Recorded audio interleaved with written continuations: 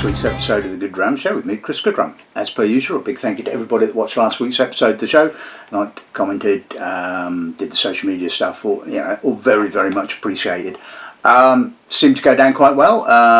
Lots of you enjoyed the episode. I got a nice email from Kane at White Peaks saying that they all enjoyed the episode of the show, so that's good. Obviously didn't say anything stupid then, did I? Which is nice.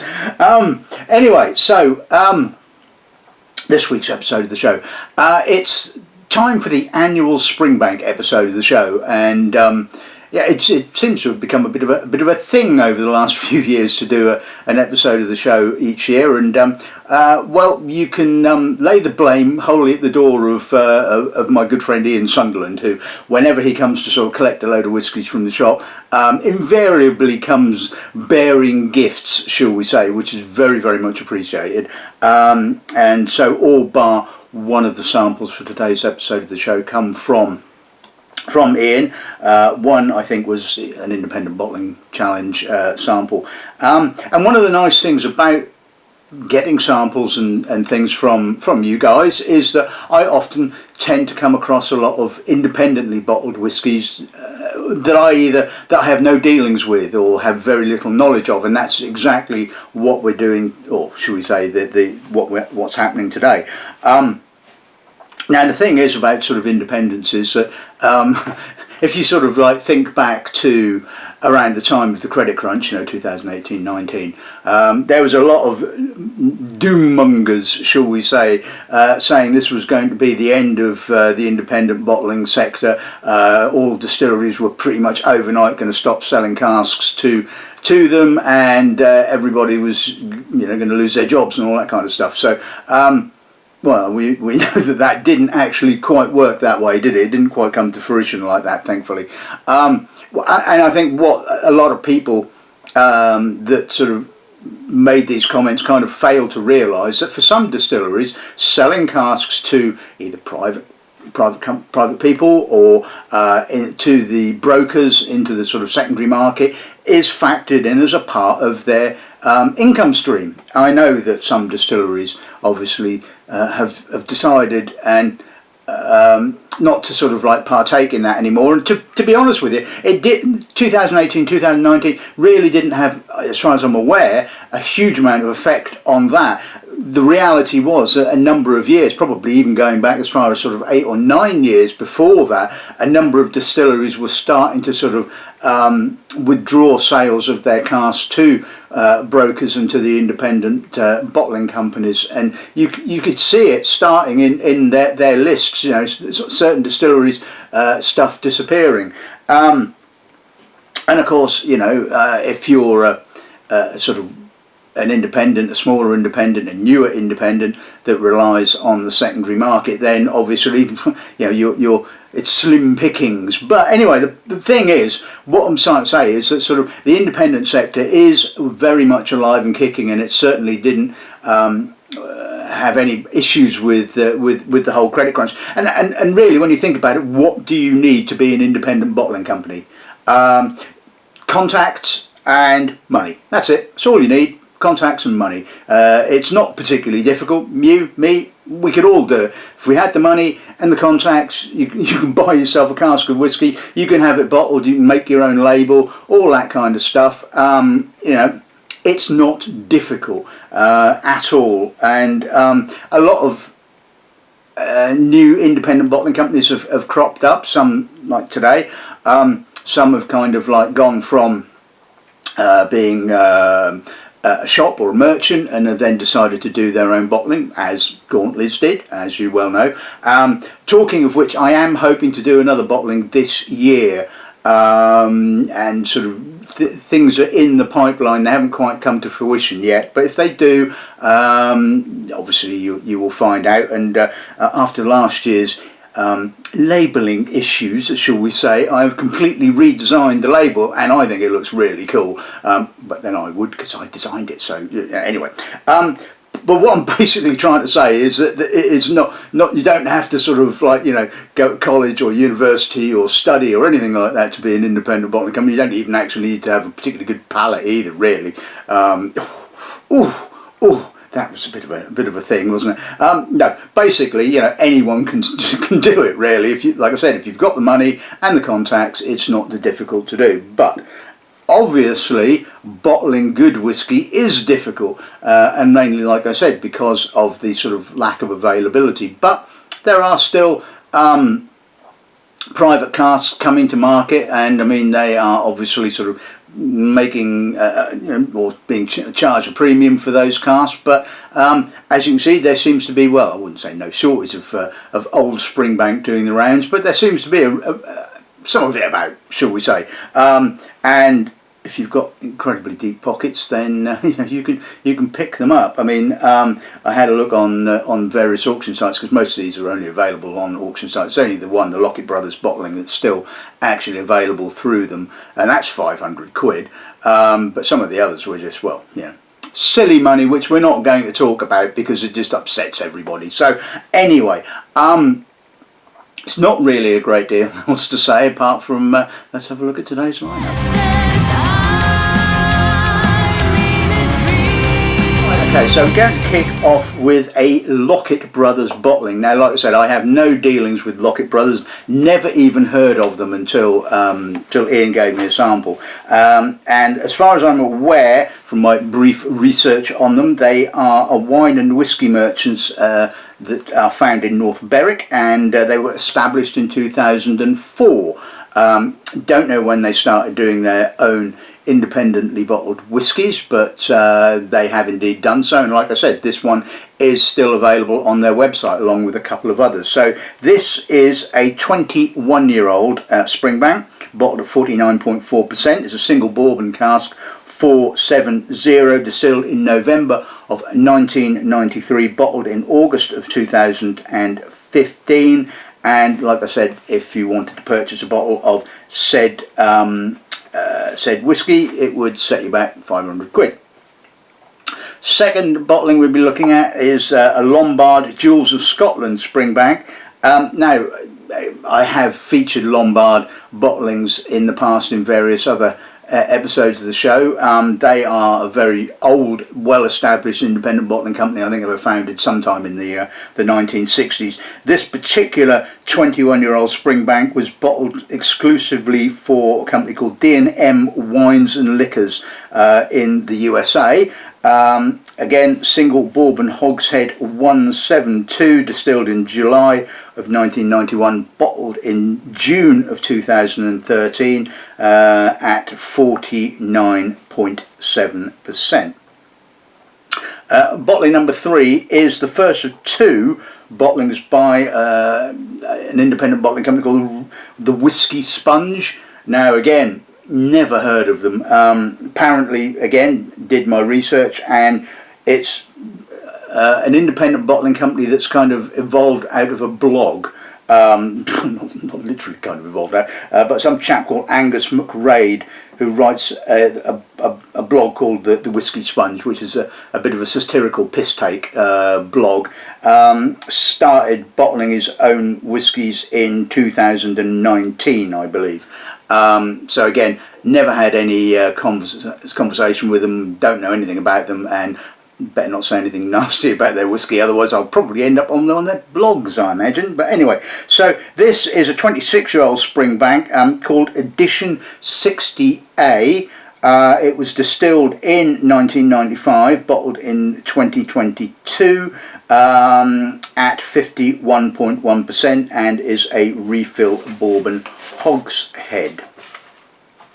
Next bottling is again a company that I think the last time I did an independent bottling episode of the show on Springbank, I used one of their bottlings, a SCOMA Springbank. SCOMA apparently are a German online whiskey emporium. They were founded in 1977 by a chap called Jürgen Settier, I think. I can't even read my bloody writing.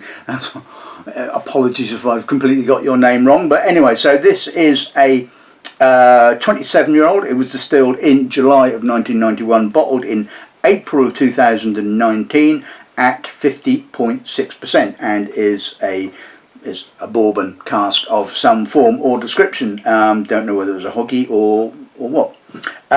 Next bottling is the second Whisky Sponge bottling. This is edition 60B. It's 27 years old. It's a refill sherry hogshead. Look at the colour on that.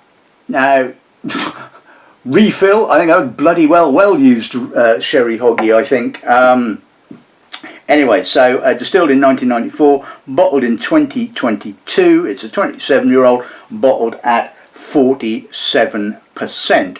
And the last bottling, which, like I said, was probably an Independent Bottlers Challenge bottling, is a 25-year-old from That Boutique Whisky Company. And so I've done episodes on That Boutique Whisky Company before, and so I don't really need to tell you too much about them, apart from they are owned by Atom Brands, and I believe started bottling in around about 2013, 2014. So this is the Boutique Whisky Company Springbank batch number 5. It was a 25-year-old, bottled at 53.3% and bottled in 2017. So nice variety of aged Springbanks, which is always my favourite. So let's kick off with the Lockett brothers then, shall we?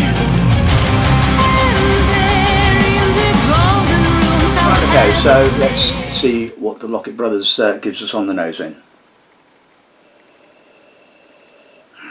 That's a nice, fresh, minerally, almost herbally kind of nose. It's got that lovely straw-like barley. That sort of, the spirit has got some obvious maturity, as has the oak. Although the oak is very much in the background. It's not that sort of heavy, shall we say. It's giving a little bit of chocolate, milk chocolate, a little bit of nutmeg. It's pleasant. I mean, it's got, like I say, it's got lovely freshness. Not getting a huge amount of salt. I'm wondering if this cask has spent some time on the, or more time on, the sort of a warehouse in Glasgow or what have you, rather than sort of in Campbelltown. But you kind of have to work it a little bit to get some of that more mature spirit character coming through. It's got a little bit of bruised apple, marzipan, slightly dark marzipan, malt. It's a lovely full Springbank. Like I said, not particularly coastally, not particularly fishy. And the oak is starting to come through a little bit more now. But overall, I think that's got a lovely balance to it. So the pass one.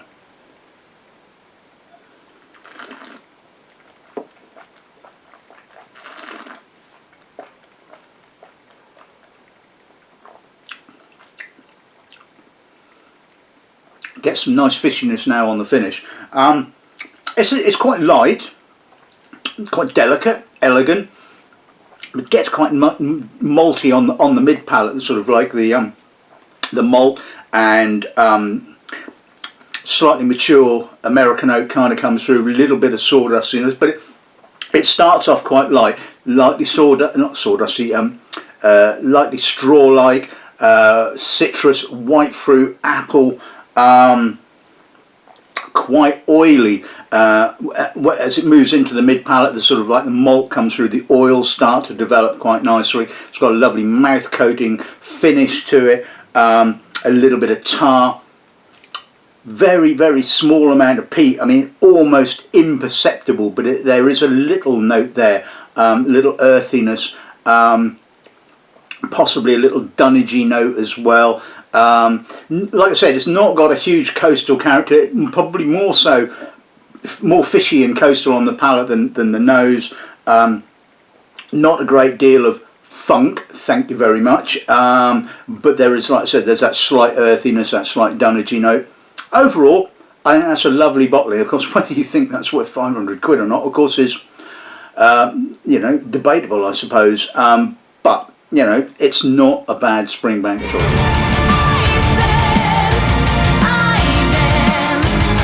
Right, okay, so let's move on to the second of the two 21-year-olds. This is the Lombard 21-year-old. Let's see what nose goes on there then, shall we?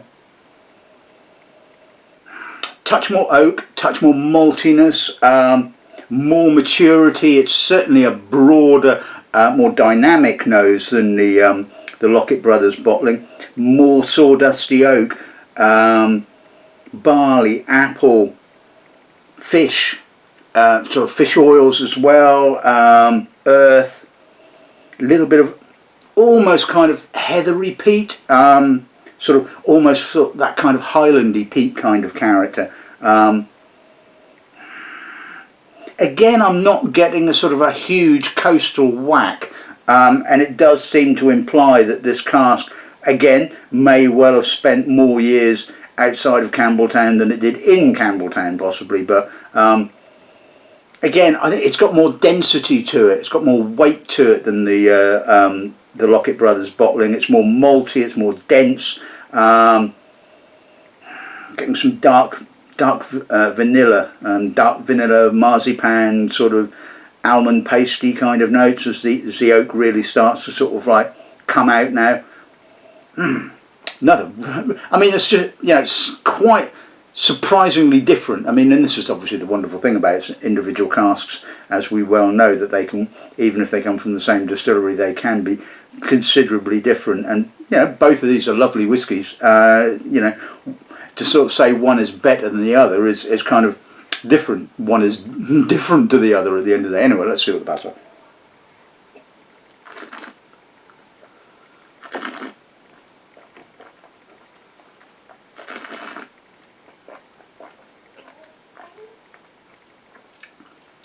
Again, broad, rich, juicy, malty, a little short, maybe not quite so long as the Lockett Brothers bottling. Lovely maturity. It's got that sort of mature maltiness, a little bit of sawdusty oak, maybe a little bit more saltiness on the finish, dark chocolate, some almost kind of raisinated fruits coming through as well. Quite a drying aftertaste. I think it's a kind of combination of the fact that maybe the oak and certainly the tannins have possibly sort of chopped the end off a little bit, shall we say. It's probably been bottled in the nick of time. I'm not saying that it's creaking, but I think if this had been left for maybe another 2 or 3 years, I think that finish may well have sort of almost completely disappeared. Chewy, juicy, malty, full. That's a lovely Springbank. I mean, you know, okay, so there's some issues there with the finish maybe, but on the whole, yeah, impressive. Right, okay, so on to the first of the 2 Whisky Sponge bottlings. So this is the edition 60A 26-year-old. Let's see what the nose gives us on this end, shall we?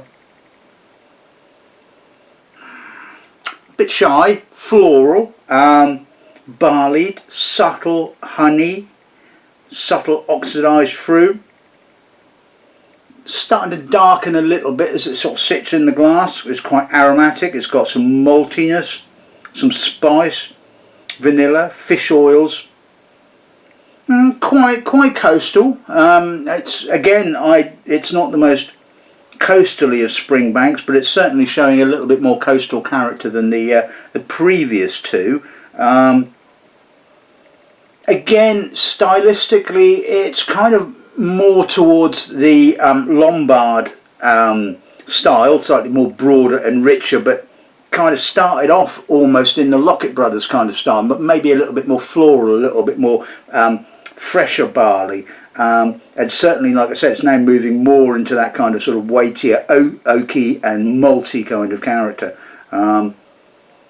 Yep, again, a lovely nose. I've certainly got no issues with it whatsoever. It's, you know, characterful, and yeah, let's see what the pass on.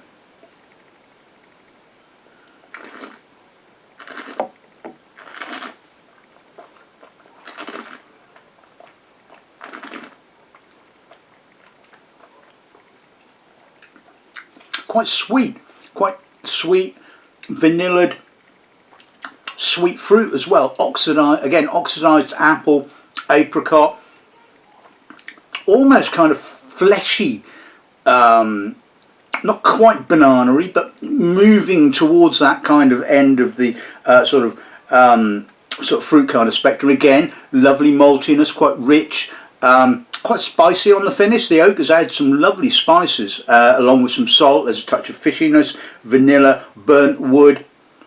Lovely length, good length, it has to be said.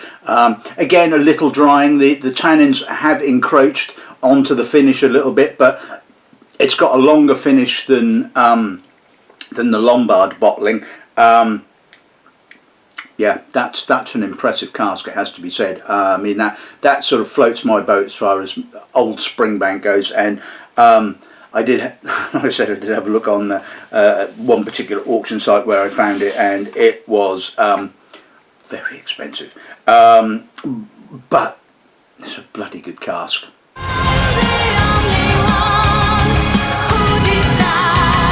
Right, okay, so let's move on to the SCOMA. This is the 27-year-old. Let's see what the nose is like on this end, shall we? Wow, really cognac-y. I mean, it's amazing. You look at the colour, you think, wow, that's really dark. That's going to have an awful lot of oak character. No, is the honest answer. It's really spirit orientated, and it has gone like an old cognac. It's got that sort of delicate dried fruit rancio, apricot, dried apple,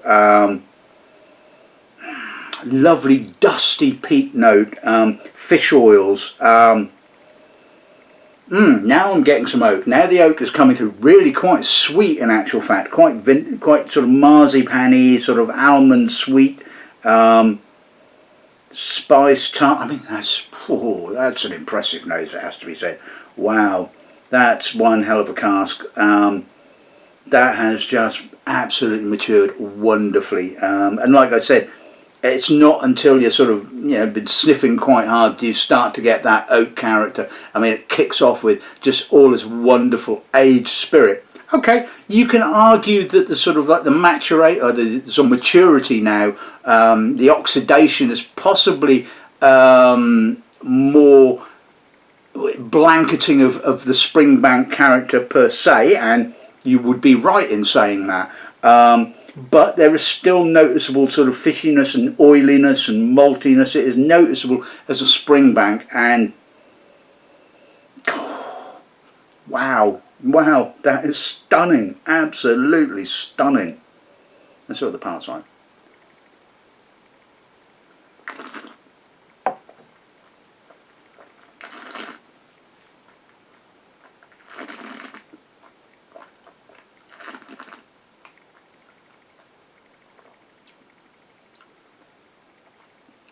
Wow, the palate matches a nose. It is stunning. I mean, the length, I mean, it's got this beautiful mature finish with sort of tobacco, peat, spice, leather. Wow. And it sort of starts off again, like I said, like the nose, more about the sort of like the oxidized sort of mature spirit character, that sort of cognac-esque, elegant, delicate dried fruit, dried apple, apricot, little bit of maltiness starts to build quite substantially on the mid palate. Again, a little bit of fishiness, some citric notes as well, and then you've just got this finish which is just wonderfully mature, sort of mature spices and tobacco and leather and earth and a little bit of peat. I mean, you know, if every old cask of Springbank had matured that beautifully, you know, you'd kill for it literally. But, you know, wow, stunning.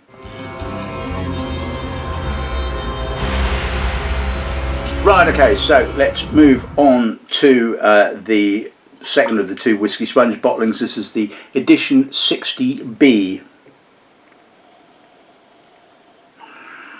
Okay, that's a little bit shy, a little bit reticent. It's not showing an awful lot to start off with. There's some subtly sweet raisinated fruit, which is quite a surprise considering the lack of colour. I was expecting absolutely no sherry character whatsoever. There's a little bit of dried plum, coffee. Actually, there's some almost kind of armagnac-y kind of notes, darker dried fruits, darker armagnac-y kind of notes. a little sawdust, some fish oil. This is a bit of a slow burner, it has to be said. A little bit of citrus, some malt. It's delicate. It's like I say, it's a slow burner. You kind of have to work the nose on this to really start getting some stuff out of it. But it's not a bad nose at all.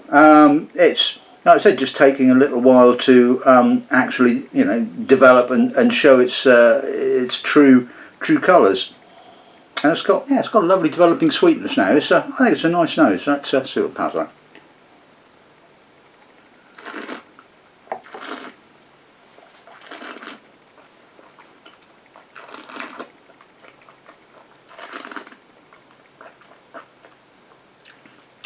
Touch more dried fruit on the palate, walnut skin, dried spice, sawdust. Sawdust, lovely mature, oaky finish. Lots of vanillins.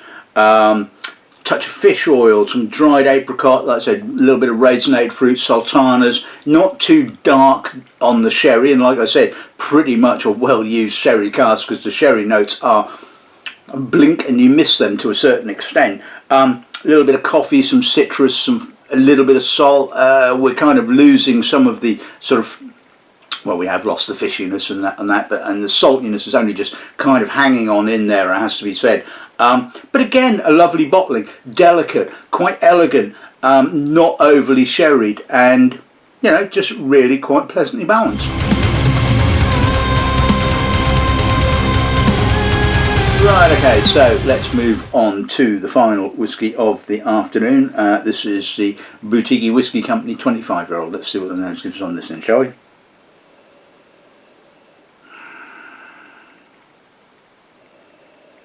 Dense, big, very, very oaky. It's got a lot of American vanillins. It's got that sort of big, bourbon-y kind of note, but I'm also getting treacly PX-like dried fruit. Now, is it possible that this was an American oak with cask seasoned with PX? Possibly. Has it been finished in PX? I mean, I honestly don't know. I probably should have done a little bit more research on this particular bottling, but anyway, it's got quite a lot of fishiness. Toasty oak, walnut oil, licorice, salt, burnt treacle, burnt earth. It's got that real PXy, grapey, sweet, treacly kind of note, but then it's got this big, chunky, almost sort of bourbon-y kind of oakiness as well. It's certainly not shy and retiring. I mean, certainly not for a 25-year-old. I mean, it's not like it's inelegant, but it's certainly not delicate. You know, it's kind of crashing the party and stealing all the alcohol if it was, yeah, going to a party, I suppose. But you know what I mean. It's not very subtle. It's an impressive nose, it has to be said. And like I said, I'm trying to kind of work it out, and like I said, it's either a sort of PX seasoned first fill bourbon cask, or bourbon hoggy, or ASB possibly, or it's been finished in a PX cask, because I'm certainly getting both of those oak types. And so yes, it is a very, very oak dominated Springbank, it has to be said. Anyway, let's see what the pounds are. Mind you, it might not actually be a single cask bottling. I don't know whether they vat, possibly. That's just a thought that's just suddenly occurred to me as I was about to take a sip. Anyway, let's see what the pounds are.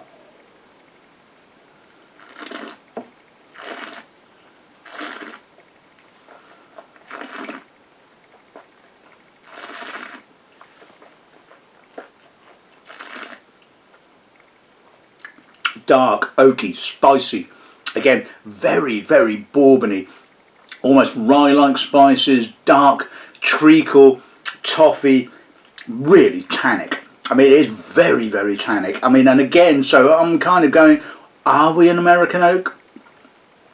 seasoned, you know, been seasoned with PX sherry. I mean, or is it a sherry finish possibly? Is it a vatting? Because it is confusing the hell out of me, it has to be said. But I mean, at the end of the day, it is very, very oaky. There's a little herbal marry kind of sort of note just creeping through on the finish. It's kind of, I wouldn't say starting to creak, but I think again this was bottled just in the nick of time, to be honest with you. Again, I think if this had been left a little bit too much longer, the disconnect maybe have become a bit more. It would still have been really very, very oaky, but that sort of spirit underneath may well have shown a little bit more creakiness possibly. It's very oaky. It's possibly not my favourite bottling of the afternoon, but still, you know, it has to be said, pretty impressive.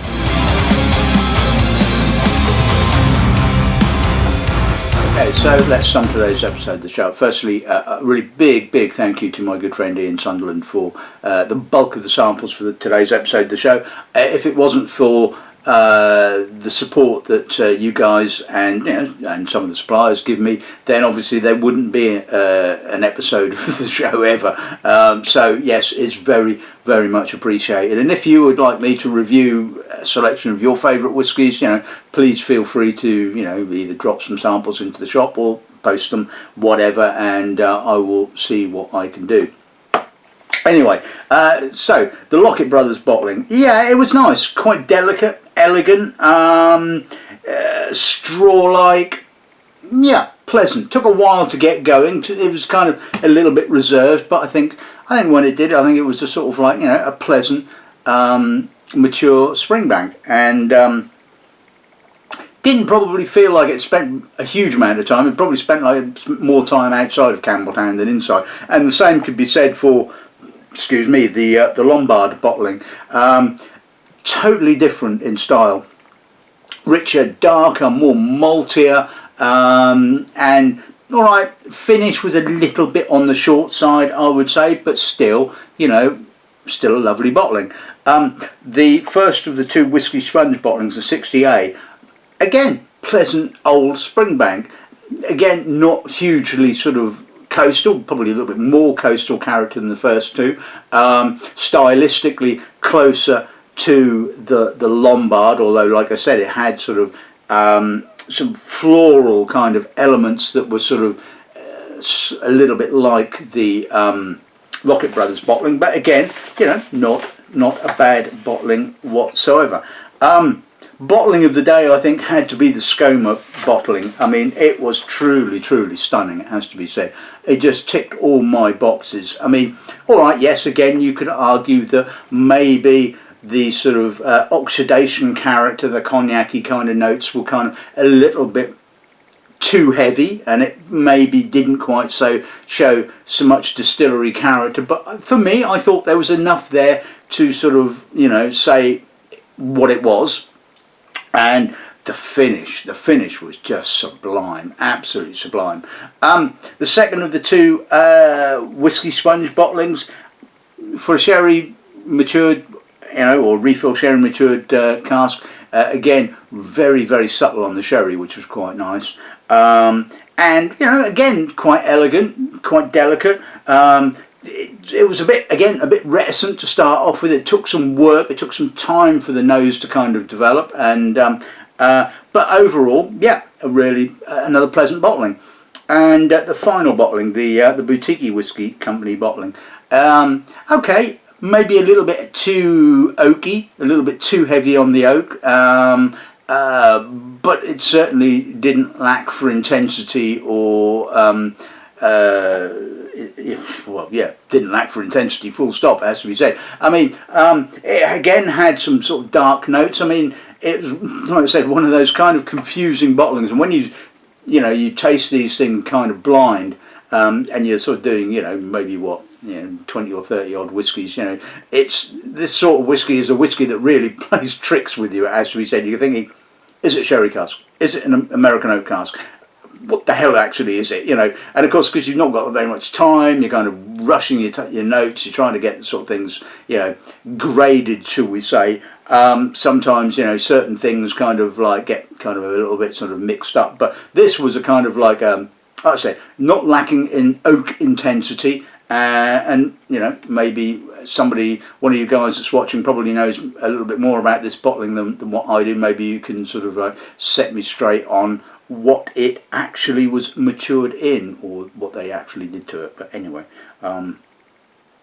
yeah, so that's this week's episode of The Show in the Bag. I hope you've enjoyed it. I mean, I know that the Springbank episodes of the show get quite a number of viewers, so if you haven't subscribed, I would really appreciate you ticking the box and subscribing. And you know, if you don't often watch any episodes of the show other than the Springbank ones, I would love to have you watch other episodes. That would be really cool. But anyway, that's this week's episode of The Show in the Bag. No idea what I will be doing next week, but I have a couple of episodes up my sleeve, and it may well be one of those, or I may well just completely change my mind and do something completely radically different. You never know.